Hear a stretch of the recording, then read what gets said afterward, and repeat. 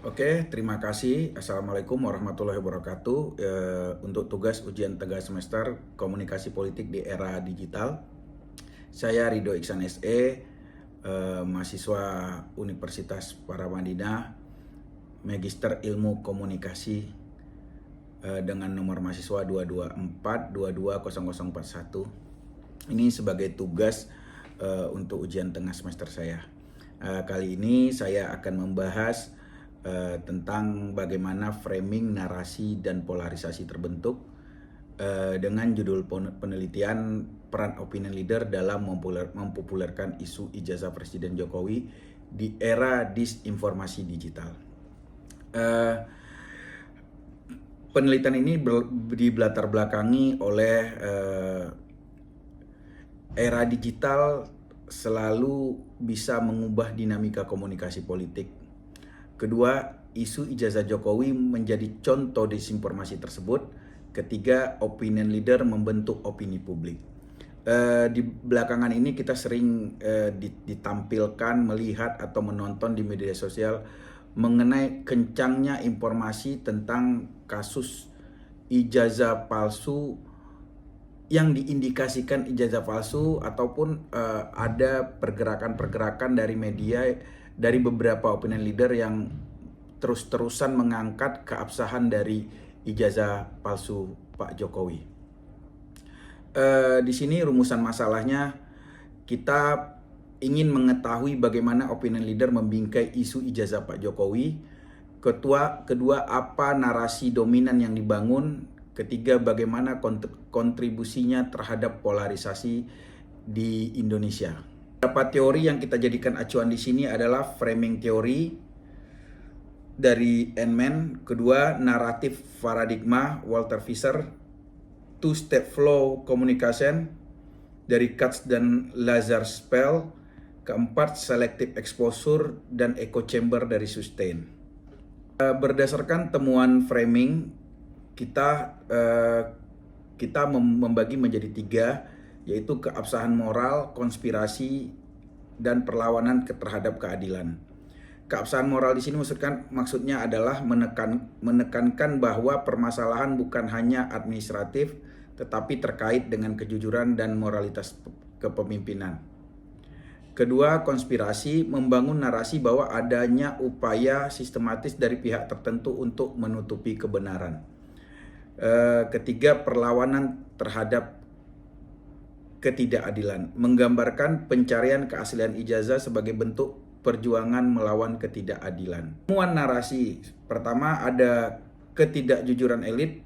Presiden diposisikan sebagai simbol kegagalan moral elit politik. Ketiga, pejuang kebenaran. Pihak penggugat mengangkat isu ini digambarkan sebagai pihak yang memperjuangkan transparansi keadilan. Ketiga, manipulasi media.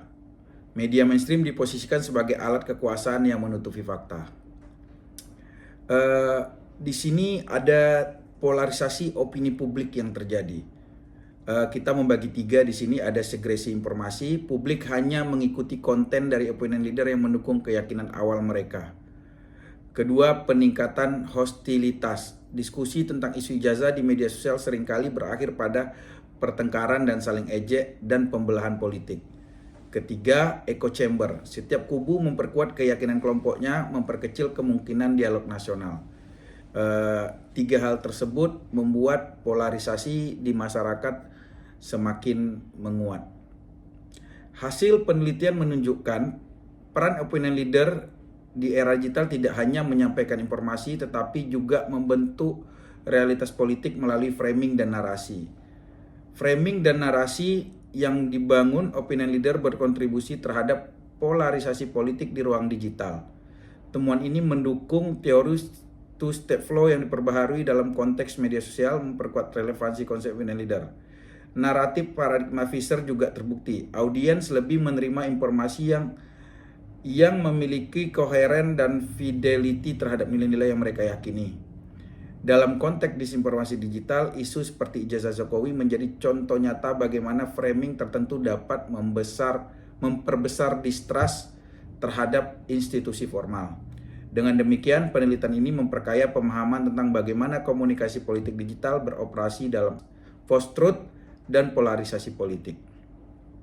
Kesimpulan, opinion leader berperan aktif dalam framing dan membangun narasi isu ijazah Jokowi. Framing yang digunakan memperkuat polarisasi dan memperdalam segresi politik di ruang digital. Polarisasi terjadi melalui mekanisme selective exposure, echo chamber, dan confirmation bias.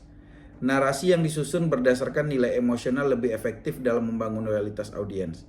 Temuan ini penting untuk memahami kompleksitas komunikasi politik digital dan tantangan besar dalam menjaga demokrasi deliberatif di era disinformasi. Beberapa rekomendasi dari saya yaitu bagi pemerintah, kita bagi rekomendasi untuk pemerintah dan institusi publik, bagi media dan jurnalis, bagi opinion leader dan bagi masyarakat, bagi akademisi dan peneliti. Nah, bagi pemerintah dan institusi politik perlu membangun strategi digital yang lebih proaktif, transparan dan responsif untuk mengatasi disinformasi dan memperkuat kepercayaan publik.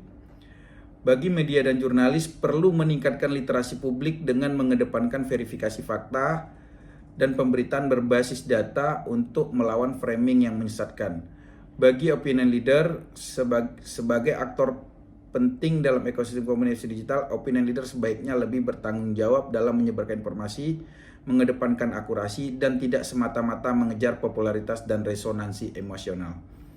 Bagi masyarakat diperlukan peningkatan literasi digital untuk mendorong masyarakat lebih kritis dalam menerima dan menyebarkan informasi politik sehingga tidak mudah terjebak dalam echo chamber atau disinformasi.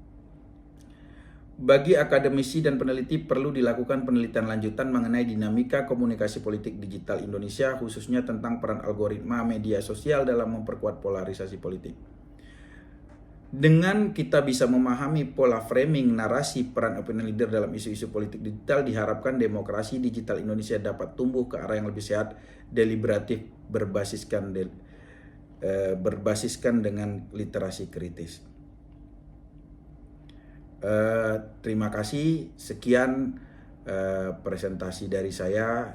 Semoga bisa kita gali diskusi lebih dalam nantinya. Assalamualaikum warahmatullahi wabarakatuh.